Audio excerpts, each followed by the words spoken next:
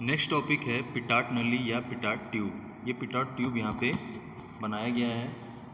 एक लिक्विड है, लिक्विड में एल शेप का एक ट्यूब बनाया गया है, इसी को कहते हैं पिटाट ट्यूब। ये होता है पिटाट ट्यूब। अब देखिए, पिटाट ट्यूब वह डिवाइस है जो पाइप या ओपन चैनल के किसी पॉइंट पर लिक्विड फ्लो की गति मापने के काम में आती है।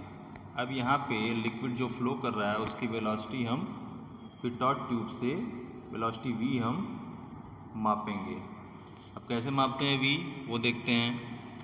पिटाट ट्यूब दोनों सिरों पर खुली तथा L के शेप में मुड़ी कांच की एक सिंपल ट्यूब होती है।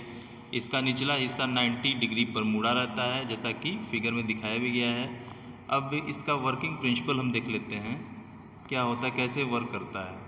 देखिए, लिक्विड फ्लो की स्पीड मापने के लिए पिटाट ट्यूब को पानी में इस प्रकार रखते हैं कि ट्यूब की छोटी भुजा लिक्विड फ्लो की डायरेक्शन के अपोजिट तथा प्रवाह के पैरेलल रहे।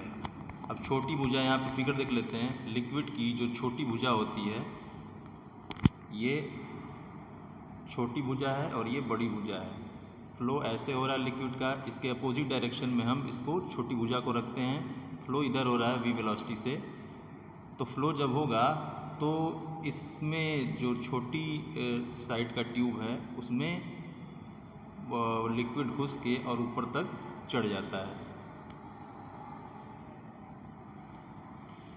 ट्यूब की छोटी भुजा लिक्विड फ्लो की डायरेक्शन के अपोजिट तथा प्रवाह के पैरेलल रहती है। दोनों सिरों पर ओपन भी रहती है, जिससे छोटी भुजा से लिक्विड ऊपर की ओर नली में तब तक चढ़ता है जब तक कि उसकी सारी काइनेटिक एनर्जी पोटेंशियल एनर्जी में बदल न जाए। अब मानते हैं v इक्वल टू चैनल में या पाइप में लिक्विड की जो गति है, जो वेग है वो v है। स्मॉल h इक्वल टू द्रव के जो सरफेस है स्वतंत्र तल, उससे ऊपर पिटाट ट्यूब में लिक्विड की हाइट। अब यहाँ पे h, स्मॉल h और कैपिटल H यहाँ पे दिखाया गया है। ये जो लिक्विड का फ्री सरफेस है, वहाँ से जितना इस पिटाट ट्यूब में लिक्विड चढ़ा है उसकी हाइट है स्मॉल h, और ये जो डेटम लाइन है इसको डेटम लाइन बोलते हैं। वहाँ से लिक्विड की फ्री सरफेस, मतलब लिक्विड की फ्री सरफेस से ये जो डेटम लाइन है वहाँ की डेप्थ कैपिटल H है। तो टोटल हाइट क्या हो जाएगा, capital H plus small h। Okay, अब देखते हैं। अब कैपिटल H क्या है, पिटाट ट्यूब के निचले सिरे की स्वतंत्र तल से डेप्थ। अब चित्रानुसार 0.1 पर टोटल हेड क्या हो जाएगा, capital H plus v square upon 2g। 0.1 कहाँ है, ये 0.1 है। इस पे क्या होगा, हेड 1 पॉइंट पे हेड कितना हो जाएगा, इस 1 पॉइंट पे हेड हो जाएगा capital H plus v square बटे 2g। क्या हो जाएगा, capital H plus v square बटे 2g। 0.2 पर टोटल हेड, 0.2 पर टोटल हेड कितना हो जाएगा, टोटल हेड वही मतलब टोटल हाइट की बात कर रहा है। टोटल हाइट हो जाएगा total head h plus capital H, small h plus capital H। अब ये दोनों बर्नौली के प्रिंसिपल से दोनों जो हेड है वो इक्वल हो जाएंगे, तो करते हैं इक्वल।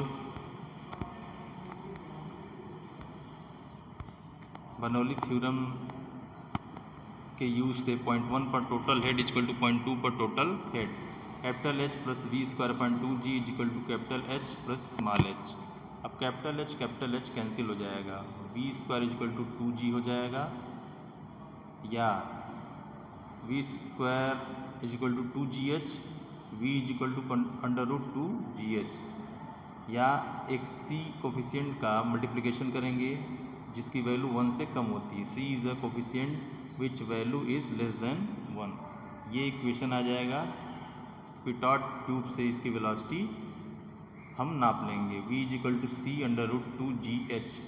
इन न्यूमेरिकल क्वेश्चन में c की वैल्यू 1 से कम दिया रहेगा, ग्रेविटी है 9.8 हो जाएगा, और स्मॉल h मेज़र कर लेंगे या दिया रहेगा। यहाँ से हम लिक्विड की गति हम मेज़र कर लेंगे। आई थिंक आपको समझ में आ गया होगा पिटाट ट्यूब का क्या वर्किंग प्रिंसिपल होता है, कैसे वेलोसिटी लिक्विड का हम मेज़र करते हैं।